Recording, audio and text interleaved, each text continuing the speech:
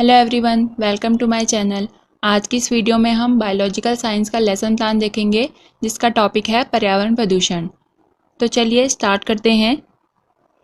इसमें सबसे पहले हम पाठ्य योजना संख्या लिखते हैं, फिर लिखते हैं विषय विज्ञान, उपविषय जीव विज्ञान, कक्षा 8, दिनांक, जिस भी दिन आप ये लेसन प्लान बना रहे होंगे आपको उस दिन की डेट लिखनी है, फिर वादन 3rd और समय अवधि 45 मिनट। उसके बाद प्रकरण लिखते हैं, तो प्रकरण यहाँ पर हमारा पर्यावरण प्रदूषण है।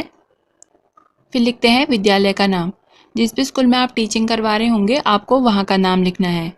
फिर छात्राध्यापक या छात्राध्यापिका का नाम। उसके बाद आते हैं सामान्य उद्देश्य। तो सामान्य उद्देश्य जो होते हैं वो साइंस के सभी लेसन प्लान में सेम होते हैं। इसमें फर्स्ट पॉइंट है विद्यार्थियों में विज्ञान विषय के प्रति रुचि उत्पन्न करना। सेकंड पॉइंट है विद्यार्थियों में जीव विज्ञान के प्रति जिज्ञासा उत्पन्न करना। थर्ड पॉइंट है विद्यार्थियों में तर्क शक्ति का विकास करना। फोर्थ पॉइंट है विद्यार्थियों में बौद्धिक शक्ति का विकास करना। और फिफ्थ पॉइंट है वैज्ञानिक तथ्यों को दैनिक जीवन से जोड़ना। उसके बाद आते हैं विशिष्ट उद्देश्य। तो विशिष्ट उद्देश्य जो होते हैं वो हमारे टॉपिक से रिलेटेड होते हैं। इसमें फर्स्ट पॉइंट है विद्यार्थी पर्यावरण प्रदूषण के बारे में जान सकेंगे। सेकंड पॉइंट है विद्यार्थी विभिन्न प्रकार के पर्यावरण प्रदूषण का अवबोध कर सकेंगे। थर्ड पॉइंट है विद्यार्थी पर्यावरण प्रदूषण के प्रति लोगों को जागरूक कर सकेंगे।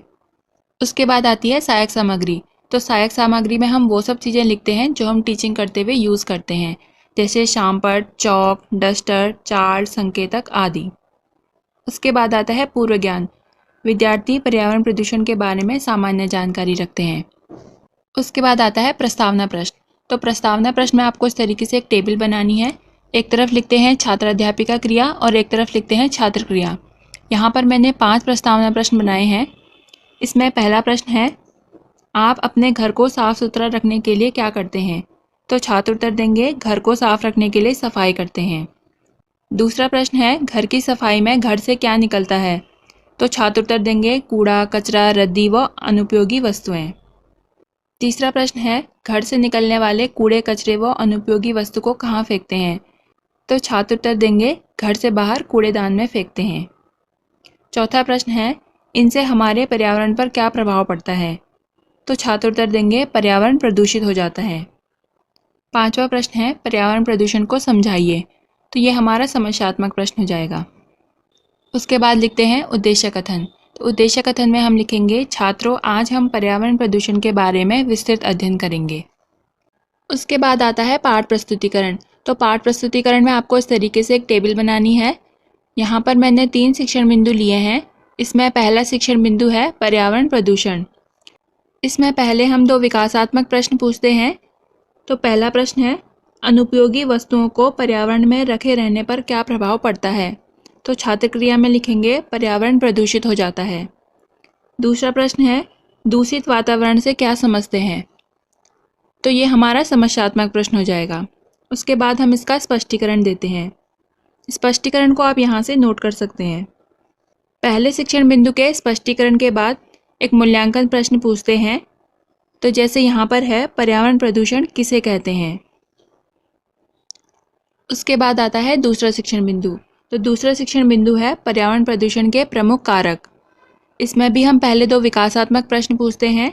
तो पहला प्रश्न है पर्यावरण प्रदूषण मुख्य रूप से कितने प्रकार के होते हैं? तो छात्र क्रिया में लिखेंगे पर्यावरण प्रदूषण 5 प्रकार के होते हैं। दूसरा प्रश्न है पर्यावरण प्रदूषण के प्रमुख कारक कौन से हैं? तो ये हमारा समस्यात्मक प्रश्न हो जाएगा। उसके बाद हम इसका स्पष्टीकरण देते हैं। तो स्पष्टीकरण को आप यहाँ से नोट कर सकते हैं। दूसरे शिक्षण बिंदु के स्पष्टीकरण के बाद फिर से एक मूल्यांकन प्रश्न पूछते हैं पर्यावरण प्रदूषण के कारक कौन से हैं? उसके बाद आता है तीसरा शिक्षण बिंदु। तो तीसरा शिक्षण बिंदु है पर्यावरण प्रदूषण रोकने के उपाय। इसमें भी हम पहले 2 विकासात्मक प्रश्न पूछेंगे।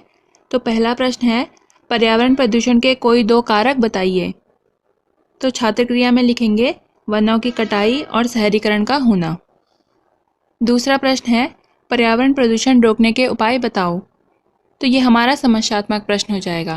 उसके बाद हम इसका स्पष्टीकरण देते हैं। तो इसे भी आप यहाँ से नोट कर सकते हैं। यहाँ पर हमारे तीनों शिक्षण बिंदु कंप्लीट होते हैं। उसके बाद आता है शामपट कार्य। तो शामपट कार्य में एक ब्लैक चार्ट लेते हैं और उस पर वो सब चीज़ें लिखते हैं जो आपने टीचिंग करते हुए ब्लैक बोर्ड पर लिखी होगी। फिर आते हैं पुनरावृत्ति प्रश्न।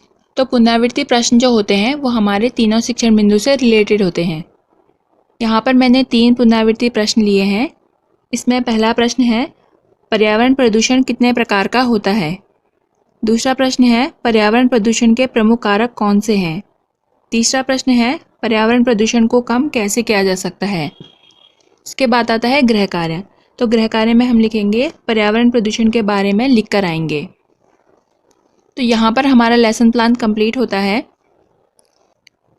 Thanks for watching my video. अगर आपको वीडियो अच्छी लगी हो तो वीडियो को लाइक करना, शेयर करना, चैनल को सब्सक्राइब करना और कमेंट में बताना कि आपको कौन से टॉपिक पर लेसन प्लान चाहिए।